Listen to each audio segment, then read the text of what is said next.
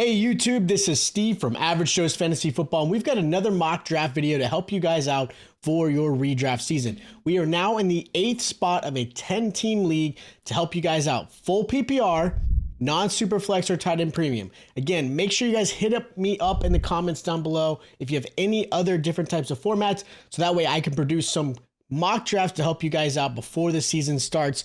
Again, enjoy the preseason games, enjoy these mock drafts, and let's get this started.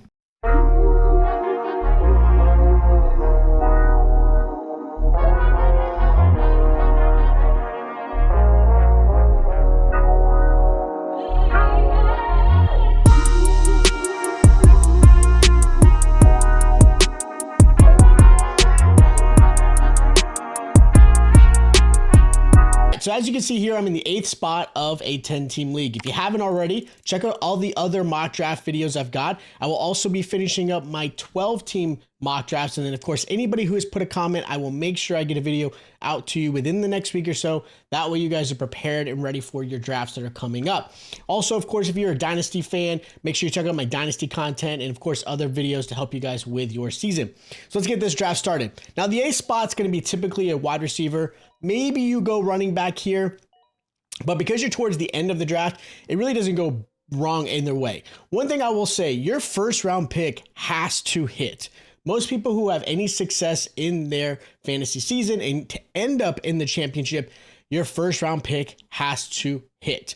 Don't go after upside. Don't go after sleepers. Like your first round, even second round are the ones you can't take risk.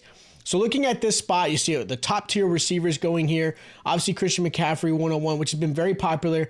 Now, I am curious how things are going to happen with his calf injury. I think more and more people might be hesitant taking him 101. Unless something else happens, I still would go after him because I think he's still a premier receiver or running back. Now, looking at this spot, for me, I'm actually going to go Amon-Ra here at this spot. I could go Breece Hall too because I think Breece Hall is a great value in the first round. But Amon-Ra St. Brown has been just fantastic, and he's one of those better receivers, very consistent. He is the focal point in that Lions offense, and it showed. They paid really, really well.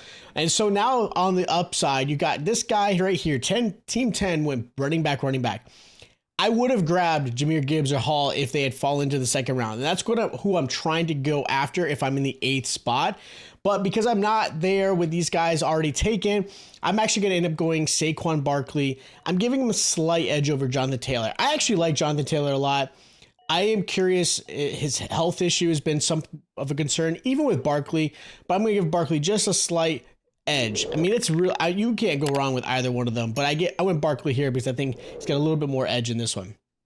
So again, more consistent wide receivers, running backs, that's pretty common.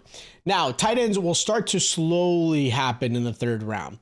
I think you can still probably wait till the 4th or 5th round. If you are going to go grab a tight end, I think you have still really strong value even in the 7th to 9th round. And we'll talk a little bit about that. I will go after, again, wide receivers or running backs in the first 3 to 4 rounds. I will skip the quarterback position, even though I know a lot of people like grabbing quarterbacks early if they can. Again, there's only like Josh Allen or Jalen Hurts or Lamar, probably the only ones that you might want to grab in the 3rd or 4th round just because of their rushing upside. So with that said, looking at these players here, you know, I've got obviously Mike Evans, Nico, Diggs, Pacheco, Debo.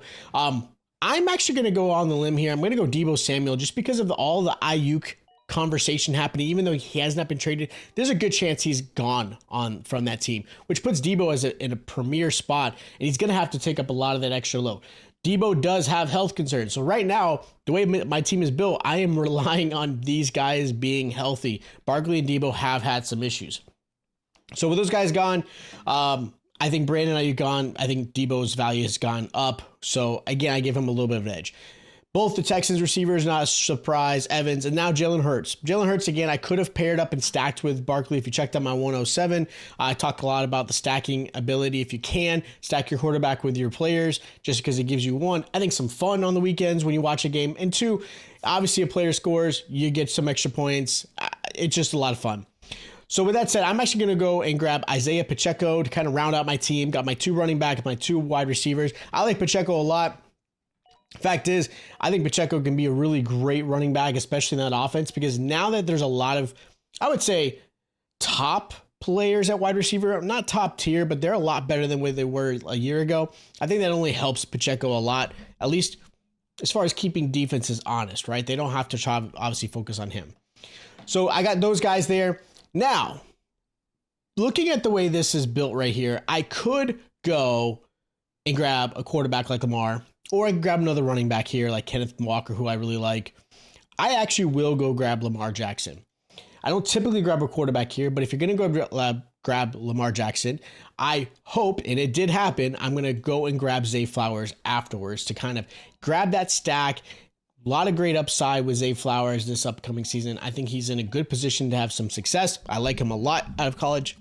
And again, pairing him with Lamar Jackson now gives me a nice little stack. Lamar Jackson, obviously a top tier quarterback, especially in the rushing ability. So again, I don't feel bad about it at all. Had I not gone Lamar Jackson, I probably would have held off grabbing Zay Flowers just because I think his value is a little bit early here. It's a little bit of a stretch, but I still like where I grabbed him because I don't think it's that bad. I think him being my flex player / bye week filler for wide receiver 1 and 2, I still feel really good about that. Now you can see a lot of the quarterbacks starting to go. Richardson, he's starting to go up. Stroud, Burrow, Prescott, makes sense. Those guys are awesome. Those guys are going to put up a lot of points. So tight end could be one player I could go, which is Evan Ingram. I'm going to try to see if I can hold off. I am going to actually go and grab Ramondre Stevenson. I know T. Higgins is here, and people are probably going to give me a hard time for not grabbing Higgins. But Ramondre Stevenson, I think, is in a good position in a bad offense, meaning he's going to get plenty of targets, whether it be in the air or on the ground, because his competition, even though I do like Antonio Gibson, I think Stevenson in that signing, that contract really shows that the New England Patriots really like Stevenson. So I'm going to go grab him there. Najee Harris is another one you could have grabbed because I think Najee's in a good position with Arthur Smith there. I know he's got Jalen Warren to compete with, but I still think Najee Harris, who has been 1,000-yard back every single year in the league, I still think both of these guys are great options. I went with Stevenson a little bit earlier. Now I'm going to grab my tight end in Evan Ingram because Evan Ingram is a premier tight end. I know nobody treats him that way. Nobody talks about him that way, but he has been fantastic ever since he went to Jacksonville. So really, I like the way this starting lineup is, and I now started to fill some of my depth with like Ramondre Stevenson. Now I've got to fill out the rest of my depth. And with that said, focusing on wide receivers, focusing on running backs, maybe a backup tight end later in the draft if I want to, or a quarterback as well, because you do have to obviously deal with injuries, especially, hate to say it, when you have a player like Lamar Jackson, when they take those hits, it's just something you got to deal with. So looking at this, you've got DeAndre Hopkins, Jonathan Brooks, Williams. I'm going to try to grab Jonathan Brooks and then possibly Deontay Johnson if he falls to me in the next round afterwards. I like Jonathan Brooks because he might actually end up having a decent season. He is going to miss about 3 to 4 weeks, up to 5 weeks because of his ACL injury that came out of college. So again, I'm picking him up as my backup running back. So I'm not relying on him to be anything more than that until later on in the season where he might have more value. So Deontay Johnson did not go, which is perfect. Now I can grab Deontay Johnson. Deontay Johnson, I think, is going to be one of those players who's going to be force-fed plenty of targets, which is going to allow his ability to move up in rankings. I could even see him as a strong flex, taking out Zay Flowers if I need to, possibly even a low wide receiver too, because again, I think the Panthers with Canellis are going to absolutely force feed Deontay Johnson, which is going to be great for him. And I like that. I'm not afraid of Bryce Young. I'm not afraid of this Panthers offense. They're going to have to play catch up a lot. So I think that's a good pick. You see a lot of the tight ends starting to go, quarterbacks again. I'm not going to go grab a quarterback yet. I'm going to possibly try to get Jared Goff to team up with Amon-Ra. So I'm going to grab one more, I would say, player here. And in that one, I'm going to grab Tajay Spears. I think he's in a good position for the Titans. I think Titans-wise, they're going to obviously use both Pollard and Spears. I think they're going to treat him as receiving players because obviously right now you got Hopkins who's dealing with an injury, Ridley's starting to get used to it. And I hate to say it, but Treylon Burks really hasn't done anything since he's come out of college.